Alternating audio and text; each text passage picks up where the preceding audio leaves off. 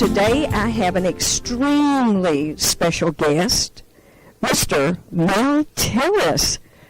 Mel, when we found out that you were going to appear in Birmingham, Alabama, I was beside myself. And you very graciously said you would meet with us, but because we have a mutual friend, do you want to tell people about that? Slim old Mary, and he's from Alabama, and he talked real slow like this, and I stuttered, so you ought to hear us get together sometime. But he passed away not too long ago. But I love Slim, and he was on our band on Okinawa, and he was one of the singers, and I was the other singer, and we played guitar, a little rhythm guitar. But I really love Slim. He used to come to see me in Nashville when I lived in Nashville, and also he came to see me in Detroit. I did some commercials for Stroh's beer, and Slim showed up with his wife and that little red-headed boy he had, a little boy, and that was the last time that no, he came to Branson, and we had a band reunion, and all the Westerners, we call ourselves the Westerners, and there wasn't one of us from the West. But we'll have to tell people that went all the way back to 1952. Well, 1952, I went in the Air Force. Well, let me tell you this. I was in college in 1951. I was at the University of Florida, and I was also in the National Guard, and I was taking ROTC at Florida, and I felt like that I was going to get drafted. And I went home for Christmas, and I said, Daddy, I said, I'm not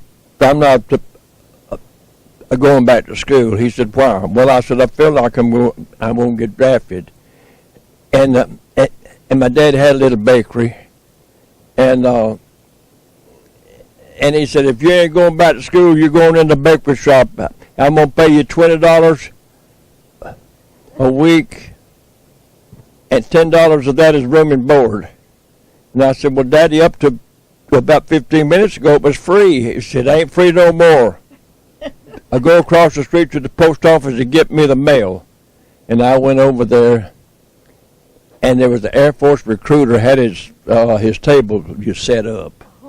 And he had the American flag there, and had Uncle Sam, we want you.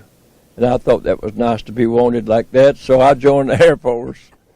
And on Christmas Day, Mom and Dad, they took me to West Palm Beach and put me on a train, and I rode the train all the way out to San Antonio, Texas.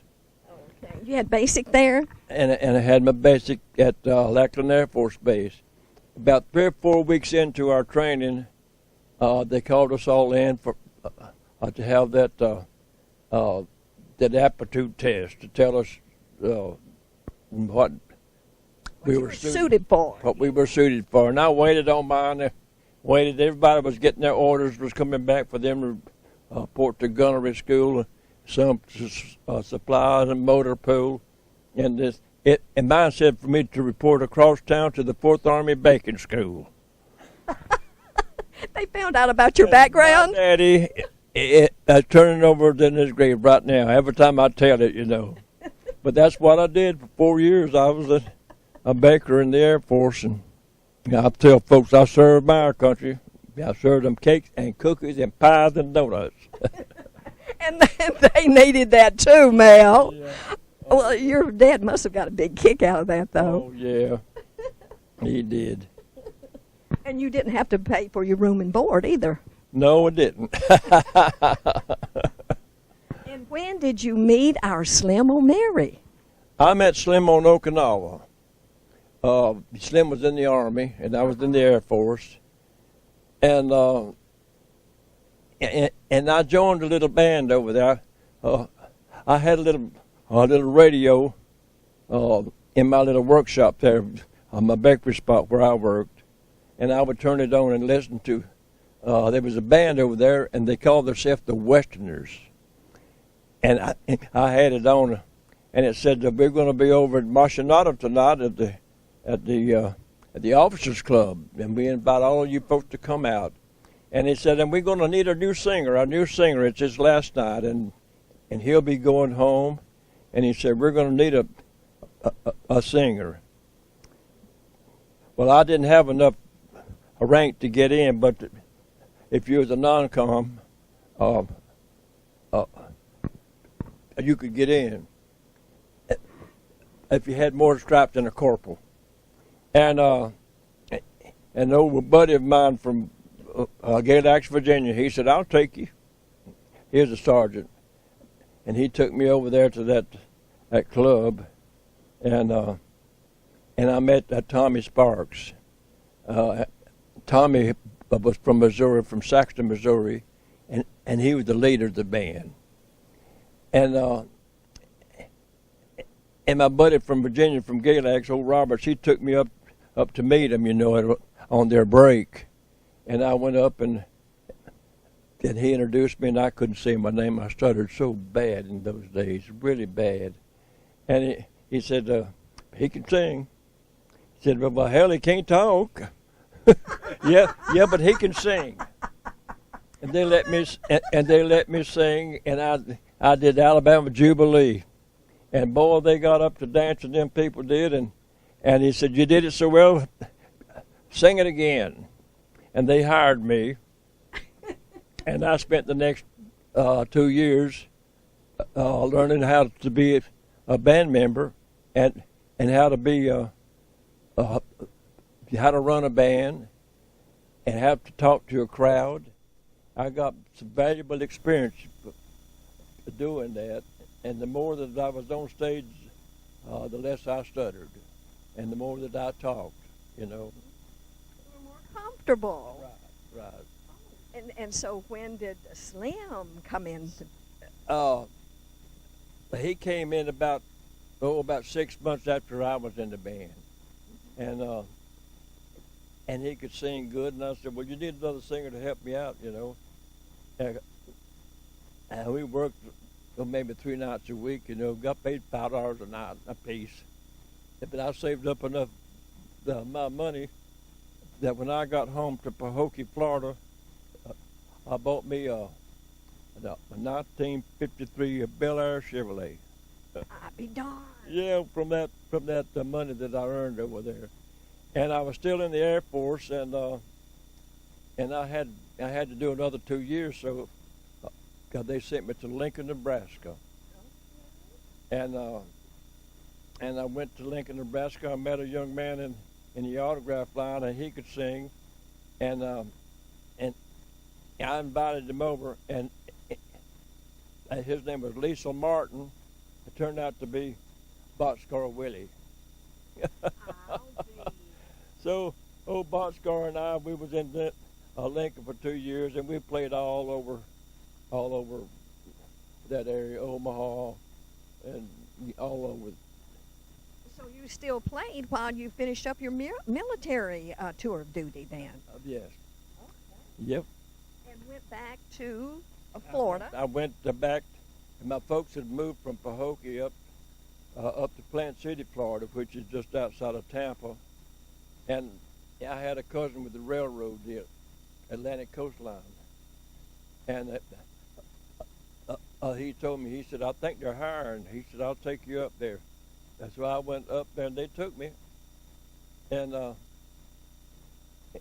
I didn't have to do any talking for them, but in those days I couldn't say nothing. And anyway, they hired me, and they made a fireman out of me. And I got to sit up on that engine, up on the engine with the engineer. And my job was to keep him alert. And every now and then I'd go back and check the ABC valves and drain the sump pumps and that kind of stuff. Very boring job.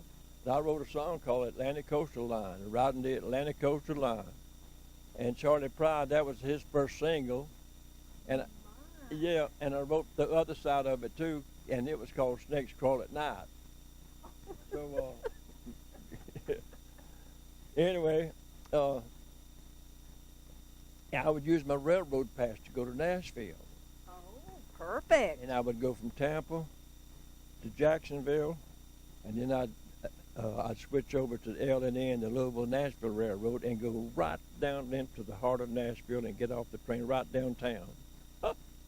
And that's what I did. I wrote it, several times, and I'd knock on the door, and they said, "No, we don't need stuttering singers. We need songs." So I said, "Well, I never, that's what we need." And I started writing songs. And the first one was that the Atlantic Coastline Railroad, riding the Atlantic. Everybody calls me Bo, got no money but a whole mile road. Some folks say I'm just a no good kind, but I can ride for miles on an old boxcar, smoke cigarette butts and use cigars, riding the Atlantic Coastal Line. Oh my word! Yeah. And that was your very first song? It was a first one. No, the first one was a song called "I'm Tired." Oh Lord, I'm tired. And it went #1 for Webb Pierce. I wrote the. And then I wrote another one called Honky Tonk Song. It went #1. So I said, Lord, I'm a songwriter. Didn't even know it. So I moved to Nashville. And I started, writing songs instead of performing. But they found out that I could sing without stuttering. And Porter Wagner hired me on his show, put me on his show. And from there, I began to get the Mike Douglas show out of Philadelphia. I got a Merv Griffin show in L.A. and Dinosaur show, the Hollywood Squares. I got on all those shows. The next thing I knew, I'm doing movies and TV shows. Won Entertainer of the Year, and I've won all awards. There ain't no more awards. Oh, I know. You've won them all the top awards. The president not too long ago, the American Music Award, yeah. For your contribution. Which of the awards are you most proud of? But I know you're proud of all of them, aren't you? All of the awards. Which one are you most proud of, or all of them? I think, I won the Songwriter of the Year, and then Songwriter of the Decade, another award for that. Entertainer of the Year, and that's the one that I'm most proud of, was Entertainer of the Year, because I got to make people laugh, And I started talking on stage, and the more I talked, the less I stuttered. I was signing autographs not too long ago in Branson, and there's some guy up on, "Hey, Mel, because I paid $45 to hear you stutter, and you ain't stuttered one damn bit." And I said, "I'm trying to quit, sir." He was disappointed. Yeah.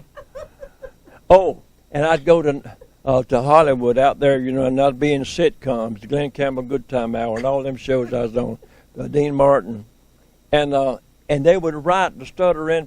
Don't do that. I may not stutter on that word. Don't do that. I'll stutter where I stutter. They were trying to control you.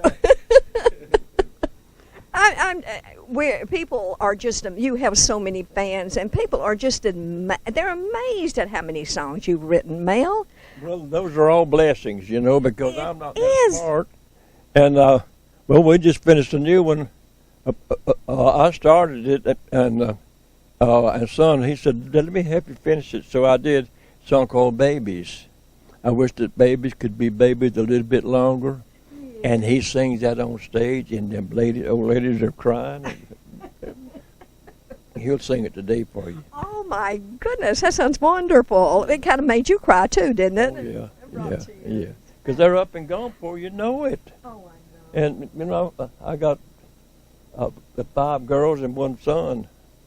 They're up and gone. Do you have... now, we're fortunate to be able to be with you today in Birmingham. And how often do you tour, Mel? Well, I do about 100 shows a year. Really? And that's nothing. That's nothing. We love it. I guess to a trooper. And you can tell on stage when you see our show that I really love it. Oh, you're just so blessed with good health. You've had a few problems lately, but you've healed up. I didn't even know I needed one. I felt a little tickle up in here.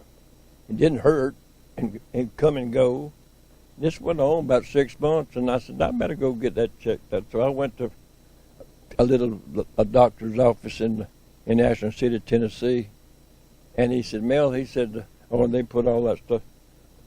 He said, you need to go see a heart doctor. And I went, and they did all that stuff. They said, you need to check in.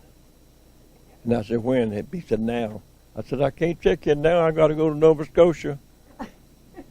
And he said, then when will you be back? I said, well, I think I should be back by Monday. He said, don't check in. Or don't go home. Check in. So I went up there, and I did one show in Toronto and the other in Nova Scotia. Came in and checked in, and next thing I knew, they was prepping me, shaving me and everything they could shave. Wow. and I went in, and they did the bypass, had me up the next morning walking. Okay. So, and that all healed up.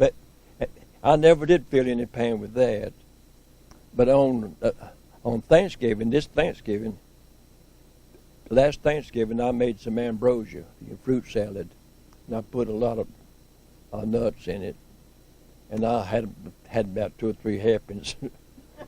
And I woke up the next morning, and I had a little pain in my gut. I said, it'll go away. Well, it didn't. At midnight, and I was by myself. The kids had gone home. I got my truck, and I went to the little hospital there in Ashland City. They said, they took x-rays. They said, you got diverticulitis. You need to go to the big hospital. So they sent the ambulance, and they took me up there and prepped me. And next thing I knew, they had a scar. I got scars, and I got a big old thing, where that they had that bag. But all that's healed up now, and but that hurt. Extremely painful. Hurt. I'll tell you a little story about that.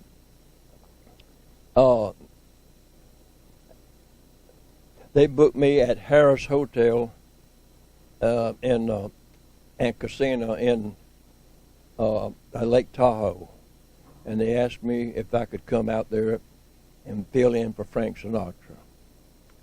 I said yes, sir, we'll be there. And we went, and I asked him, I said, what's the matter with Frank? And said, well, he's in the hospital. And well, I know that, but what's the matter with him? Well, you'll have to, I don't know. They said, and I went to visit with him, and he told me that he had diverticulitis. He said, Mel, he said, it hurts. Don't ever get this. I said, well, okay, I'll try not to, but I got it in spite of all that. But I found out that it really hurts, and I cut down on the nuts. I love pecans and almonds and all kind of stuff. And the almonds are so good for us. Yeah, yeah. But not all the time. They're not good for you. You found out. Yeah. Oh my gosh. Frank Sinatra. Okay. You know all of them. But now Nancy Sinatra, I noticed in your bio, didn't you do a recording with Nancy? Yes, I did a album with her. My. And that's how I met Frank. And then when I was in Vegas, I was 14 weeks at the Frontier Hotel, and Frank was at Caesars. And he'd call me up hey, Mel. He said, how did he say that? Well, anyway, he's asked me to come up, and visit with him. He had a little place, roped off from the stage, when he got through, and he'd come down there and sit and have a few drinks and go to bed. But I'd go up there with him every afternoon. He was very interested. He wanted to know all about country music, and this and that. And he heard some of my songs, that he liked. Oh. And I believe if he hadn't passed away, that he would have probably have done some of those songs. No doubt. And so Nancy was later that you recorded with her. No, I recorded before I ever met him. Okay. Yeah, I did this album with Nancy, and he did pretty good. Oh, yeah. Boy, she had that big one, something about these boots will walk all over you. Yeah, these boots are made for walking. Yes. Yeah, Okay. yeah. And so But you know what has been the biggest part of my life? It's been humor. Best medicine in the world. Humor. And let me tell you about that. My daddy stuttered a little bit. And my brother Richard, he's 13 months older than I, and he stuttered a little bit. And I stuttered too, but I thought, well, that's the way we talk. You know, I didn't know any difference. And I started at school, Woodrow Elementary, in Plant City, Florida. And I came home the first day, and I said, Mama, do I stutter? And she said, yes, you do, son. And I said, Mama, they laughed at me. And she said, well, son, if they're going to laugh at you, give them something to laugh about. So I went back to school the next day, and that was my very first day in show business. I learned the secret of humor. And humor is the best medicine. And Mama had 8 sisters, and every one of them was so funny. They had some great stories. I got one, Aunt Moselle and Aunt Woodrow, up in the 80s, and they still drive. Yeah, they drive. They go to Walmart, and they and not too long ago they were going somewhere, and Aunt Moselle was driving, and she ran through a stoplight, and Aunt Woodrow, she didn't say anything. She just kind of cleared her throat a little bit, and Aunt Moselle went on up. She ran through another one. Well, Aunt Woodrow put on her seatbelt and sort of braced herself a little bit, and Aunt Moselle went up. She ran through the third one. And Aunt Woodrow said, Moselle, did you know that you just ran through your third stoplight? And Aunt Moselle said, oh, my God, am I driving? Isn't that silly? No, but it's funny. Oh, my gosh. Larry has a nephew, and he was a patrolman, and he pulled over this little lady that went through a stoplight. And he said, you went through that stoplight. She says, I know, but she said nothing was coming. And she said, you know, my arthritis is so bad. She said, I don't stop unless I just have to. That's humor. Yes, I mean, true story. Oh, it's true, Mel. People love to laugh, and they love a joke. But now you have done really a gospel album, haven't you, Mel? Yeah, a couple of them.